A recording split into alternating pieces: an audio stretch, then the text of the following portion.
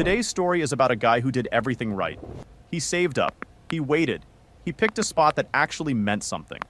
Got down on one knee and asked the woman he'd spent 4 years with to marry him. She said no. So he gave it another year, planned something even bigger, roses, candles, friends involved, the whole setup, and asked again. She said no again. The second she realized he was genuinely walking out the door, she said yes. He left anyway. Get comfortable. This one's going to get under your skin. I proposed twice. She said, not now. After the second rejection, I finally said, then we're done. She didn't expect what happened next. Nadia and I met at a party neither of us wanted to be at.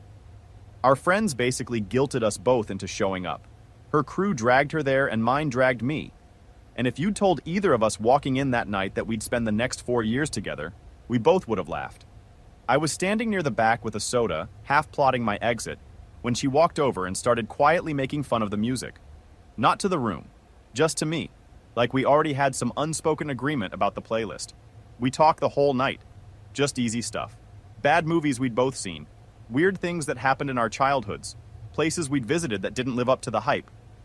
She had this story about a family vacation that went completely off the rails in the least dramatic, but somehow funniest way possible, and I was genuinely losing it by the time she got to the end of it. By the time people started heading out, I already knew this wasn't a normal conversation. I asked for her number before I left. We made it official a few weeks later.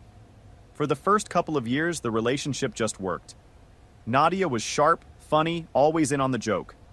She had this way of paying attention in conversation that made you feel like whatever you were saying actually mattered. Not performatively, just genuinely present. She remembered small things. Not just birthdays and anniversaries, but the little stuff. The name of a coworker I'd complained about once. What specifically stressed me out about a project at work. What I'd ordered the first time we went to a particular restaurant. It sounds like nothing written out like that, but that kind of attention adds up over time, and you start to feel actually known by someone rather than just coexisted with. We had overlapping taste in enough things to make weekends easy. Same general approach to movies, same preference for a good night in over going out just to say we went out, same sense of humor that let dumb stuff be funny instead of exhausting. And just enough differences to keep it from going flat. She pushed back on me when she disagreed. Didn't just agree with whatever I said to keep things smooth. I respected that about her. The whole relationship had this low drama quality that I'd learned, watching other people's situations fall apart over the years, was actually harder to find than people think. We had this thing where whenever one of us had a bad week, we'd do this completely dumb tradition we'd made up in year one. Just order the worst food we could find on the delivery app, put on the most objectively terrible movie either of us could locate, and spend the whole night making fun of both. It sounds stupid because it is stupid, but it worked every time without fail. She was good at that kind of thing, making the low points feel manageable without turning it into some big emotional processing session. I've thought about that specific thing more than once since all of this happened, if I'm being honest about it. The day-to-day was just good for a long time. That's the part that makes this harder to explain to people on the outside who want a clear villain. She wasn't a bad person. She wasn't treating me badly. The relationship, for most of those 4 years, was genuinely one of the better things in my life. That context matters, because it's what made the proposal feel like a formality rather than a gamble. And it's also what made the rejection hit so much harder than I expected. Around the 2-year mark, I started actually thinking about the future. Not the vague, yeah, someday we'll probably get married thing couples say, because it's expected. I mean, I was making real mental plans. I started setting money aside for a ring and told myself I'd wait until I felt more financially solid before I did anything about it. That felt like the responsible move. I didn't want to propose and then immediately stress about every expense while she was looking at venues online. She deserved a real proposal with a real plan backing it up, not just the gesture on its own. What made me confident about all of it was that we'd already talked about marriage directly. Not as some abstract future concept. She'd told me more than once that she couldn't imagine being with anyone else, that she wanted to build something real. So when I finally started putting the proposal together after about a year of saving and thinking it through, I genuinely wasn't sweating the outcome. It felt like a formality at that point. A good one, but still. I planned it at the beach where we'd had our first date. Just us, No crowd, no restaurant with strangers watching, no production that felt more like a performance than an actual moment. That first date, we'd both been broke, packed a cheap picnic, sat on the sand, and talked until it got too cold to stay. I wanted to bring it back to that. I made sure the timing lined up with sunset because Nadia had always talked about how much she loved that hour, the sky when it turns all orange and pink. The weather cooperated. One of those evenings where everything looks like something you'd see on a screensaver, and for once it doesn't feel fake. We walked the shore for a bit, just talking about whatever was going on in our lives. I'd been carrying the ring in my jacket all day and kept reminding myself not to force the moment, just let it arrive. When it felt right, I stopped, took her hand, and said what I'd been meaning to say for 2 years. How sure I was. How I didn't want to keep doing the almost thing. Then I got down on one knee and pulled out the ring. She looked at me. For what felt like a full minute, she just looked at me. Then she said, "I want to marry you, just not right now."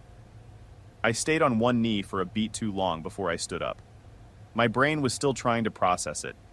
"I want to marry you, but not right now." I smiled and said something like, "Yeah, okay, I get it," because I didn't know what else to do, and I wasn't going to make a scene on the beach. She said she wasn't ready for the engagement stuff yet, that she needed more time, that it just wasn't the right moment. She didn't go deeper than that.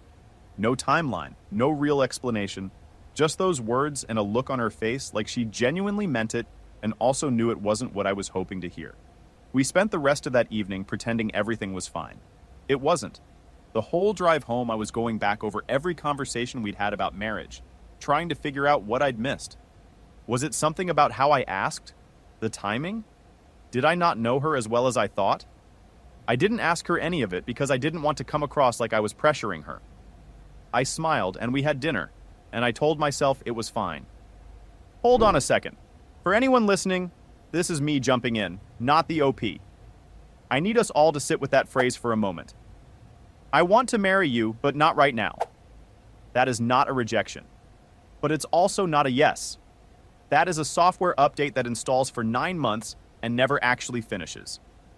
He's on one knee at sunset with a ring, and she basically submitted a pending request. What makes it worse, she'd been telling him for 2 years she couldn't imagine being with anyone else. So either she genuinely meant it and just wasn't ready, or she said everything a person says to keep someone in their corner without intending to follow through on any of it. Both of those are problems. Ladies and gentlemen, say hello to Princess Loading Screen. We never talked about it after that night. I kept waiting for her to bring it up. Some conversation a few weeks out where she'd explain what "not right now" actually meant. Was it general fear of commitment?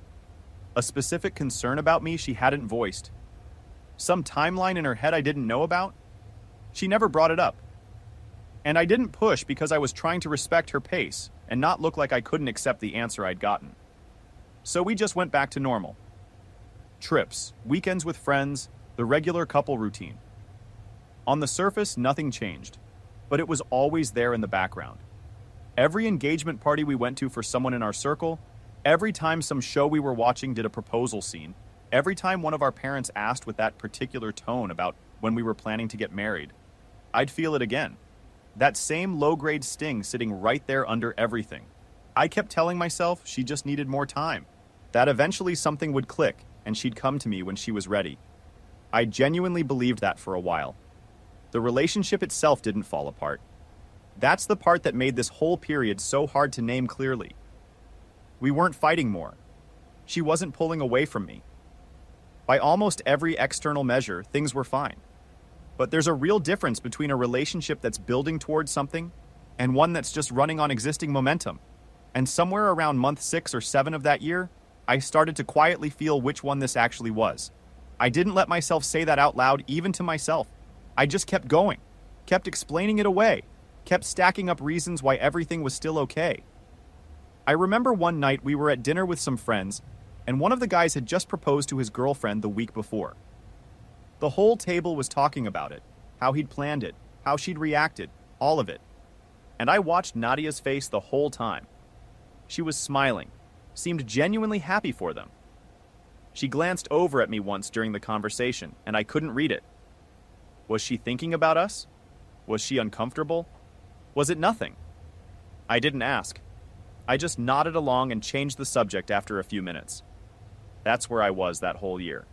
Reading things, not asking, and filling in the blanks with whatever interpretation kept the peace. I spent too much time in my own head about all of it, which Joel told me more than once. Maybe it was nothing. Maybe she'd just panicked on the beach and said the first thing that came out. Maybe the setting was wrong and a different proposal would land differently. I built a whole collection of explanations for her over that year, and held on to whichever one felt most comforting depending on the day. Looking back, those 12 months are probably the part of this whole story I'm least proud of. Not the proposal, not the breakup. Just those months of convincing myself it was fine when something in the back of my head already knew it wasn't. By the end of that year, I decided to try again. My thinking was, she'd never said she didn't want to marry me, just not yet. So maybe the problem was the setting. Too small, too quiet, maybe she needed something with more weight to it. I decided to go the opposite direction. I booked a botanical garden, one of those places with big stone fountains, rose arches over the walking paths, little lights strung through the hedges at night. Nadia's obsessed with plants. She has about 20 of them crowded onto every available surface in our apartment, including several I've personally killed by forgetting to water them, which she has never fully let go of. I figured if any setting was going to feel right to her, it was that one. Actually, I should back up for a second. I remember I was standing at the kitchen counter eating cereal when I made the online reservation, and right behind me her cat knocked one of the succulents off the windowsill, clean off the edge onto the floor. Third time that month with that specific plant. I just stood there looking at the dirt and thought, okay, sure. Anyway, I got our closest friends involved to help set up before we arrived. The plan was dinner at a nice restaurant nearby first, just us, then a walk over to the garden afterward. She'd have no idea what was coming. Our friends came through, roses down the path, candles, the whole setup. It looked genuinely impressive, better than I'd pictured it. Dinner went smooth. We were both relaxed, laughing, good energy on both sides. I'd spent all day quietly catastrophizing in the back of my head, running through everything that could go sideways, but sitting across from her, it all settled down. She was in a great mood. I was trying to stay present and not give anything away. After we ate, I suggested a walk through the garden. She was in. We got to the fountain, and it was all there exactly like I'd planned it. She grabbed my arm when she saw the setup. I took that as a good sign. I did the speech again. Told her I loved her, that I was sure about this, that I'd been ready for a while and I wanted her to be too. Got down on one knee, pulled out the ring. She said, "Not just yet. Pause. Let me get in here. This is me, not the story." She had roses, candles, a stone fountain. Their closest friends had set the whole thing up, and she still said not yet. That's like someone preparing an incredible meal, plating everything perfectly, lighting the candles, and you saying you're not hungry. But the second they reach for the plate, you grab it and say, "Actually, wait." She basically pulled a full Jack Dawson here, had something real right in front of her, and let it sink. Except Jack had an actual excuse. The man was freezing to death in the North Atlantic. She just had cold feet and a genuine talent for the worst possible timing. I stood up slowly. I asked her why, what was actually stopping her. I kept my voice even, but I wasn't hiding the frustration this time. She was crying, which I hadn't expected. She said the same things she'd said on the beach. She needed more time. She wanted to be sure things would work out. She just wasn't ready. I asked her if there was someone else. Not accusingly, just, it genuinely didn't track for me. 4 years in. She shook her head and said no, there was nobody. Then I asked the question I should have asked a year ago on the beach. "Are you sure about me?" She looked at her hands. She didn't say a word. I'd been telling myself for a year that it was about timing, about the pressure of getting engaged, about needing to let her get there on her own terms without feeling pushed. Standing in that garden watching her go completely quiet when I asked if she was sure about me, that was a different thing. That wasn't about timing or settings or the size of the proposal. That was something she didn't know how to say out loud, and the silence was saying it loud enough. We sat down near the fountain, and I asked her to actually help me understand what was happening, because I'd given this everything I had, and I was struggling to figure out what else I was supposed to do. She said she did love me. She said she wanted to be with me. Then she said she just wasn't sure she was ready for the commitment of marriage and didn't want to rush into something she wasn't certain about. That's when it landed clearly. She wasn't uncertain about marriage in the abstract. She was uncertain about me. Those are two completely different conversations, and we'd apparently been having the wrong one for over a year. I sat with that for a moment before I said anything back, because I think part of me had still been holding out hope that she'd say something that made sense of it all. Some explanation that would reframe the whole thing in a way I could work with. But there was nothing there. She was looking at me with real emotion on her face and still couldn't give me an answer to the simplest question I'd asked. Not about the proposal, not about the ring. Just, are you sure about me? And the silence after that question was the most honest thing she'd said all night.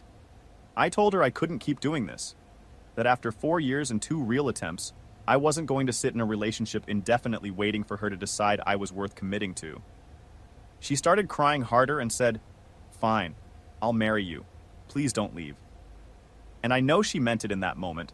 I genuinely do, but she only said it because she thought I was walking out. That's not a yes. That's damage control with a ring attached to it. I didn't want her to marry me because she was scared of losing me. I wanted her to want it, to be genuinely excited about it, not just willing to agree to stop a loss. Those are two completely different things, and I wasn't going to pretend they weren't. I walked away from the garden. Yo, time out. Let me get this straight.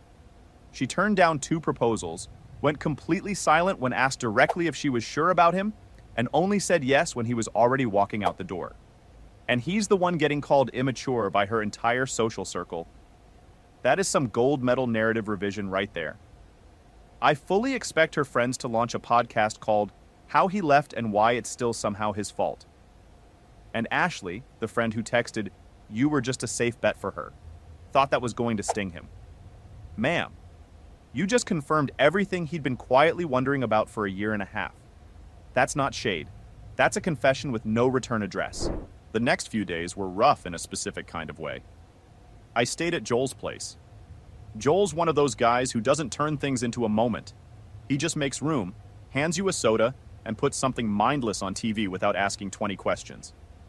We played video games most nights, occasionally watched something dumb, and I tried not to let my head go to dark places. It helped more than I expected to just be somewhere that wasn't surrounded by 4 years of accumulated shared life. The first night I was there, I barely slept. Not because I was spiraling exactly, just because my brain wouldn't quiet down. I'd lie there going through the whole timeline, the beach, the year of silence, the garden, and trying to figure out at what point I should have made a different call. I didn't land on one. I think that's how I knew I'd made the right choice. When you've actually screwed something up, you can usually find the exact moment. This one, I kept coming back to the same place. I did what someone does when they love a person and want to build something real with them.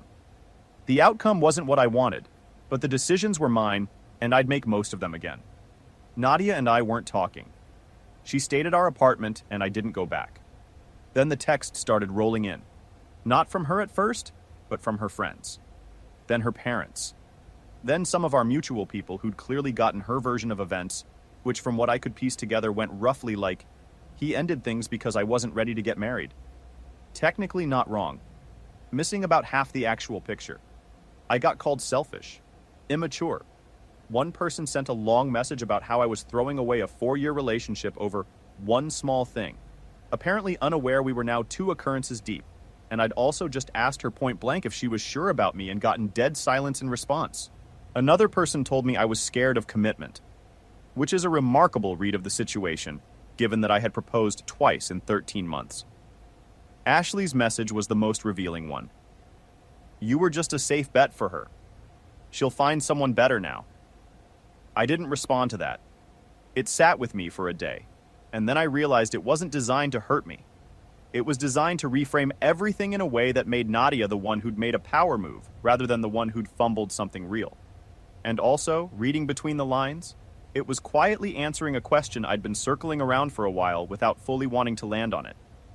My own guys were a different conversation entirely. Joel kept it straightforward. She couldn't decide in 4 years, she wasn't going to. Matt was more blunt. He'd thought I should have walked after the beach. Said the first proposal gave me everything I needed to know. He wasn't wrong about that. I just hadn't been in a place to hear it 12 months earlier. I'd wanted to believe she just needed more time, and that if I was patient and didn't push, she'd get there on her own. That's a generous interpretation. I held on to it a lot longer than I should have. The calls from Nadia kept coming. I answered eventually. She wanted to work it out, come home, said she'd been wrong to hesitate. I told her I heard her, but that a yes that arrived the moment she thought she was losing me wasn't the kind I was looking for. We both went quiet on the phone for a minute. Then we said our goodbyes. About 2 weeks after the botanical garden. Wait, no. It was closer to 10 days, actually. I just remember it felt like 2 weeks. Anyway, I got one last text from her. Short. No drama. I understand now. I'm sorry. I hope you find someone who makes you happy. No more calls. No more texts from her friends. Just silence after that. I went back to the apartment when I knew she wouldn't be there. Packed what was mine, left my key on the counter, and walked out. It took about 40 minutes. 4 years down to 40 minutes and a key on a counter. Final update. The first few weeks in my own place were an adjustment. There's no cleaner way to put it. I found a one-bedroom in a decent part of town. Nothing remarkable, just mine. I could leave dishes in the sink because I felt like it. Stayed up too late watching things I'd been wanting to watch for years.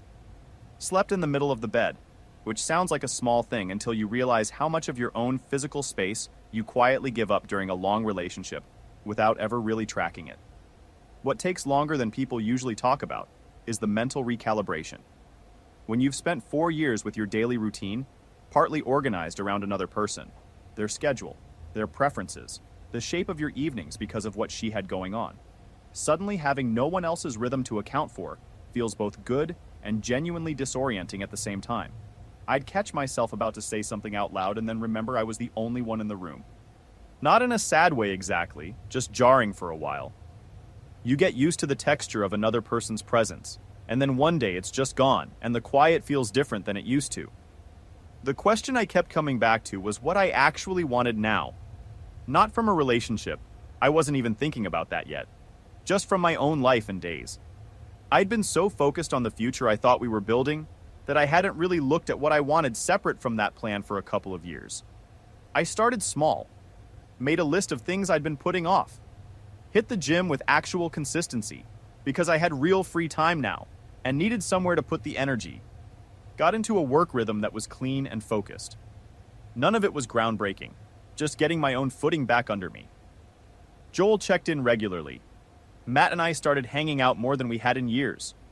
The weird moments weren't the obvious emotional ones. You brace for those and they come and go.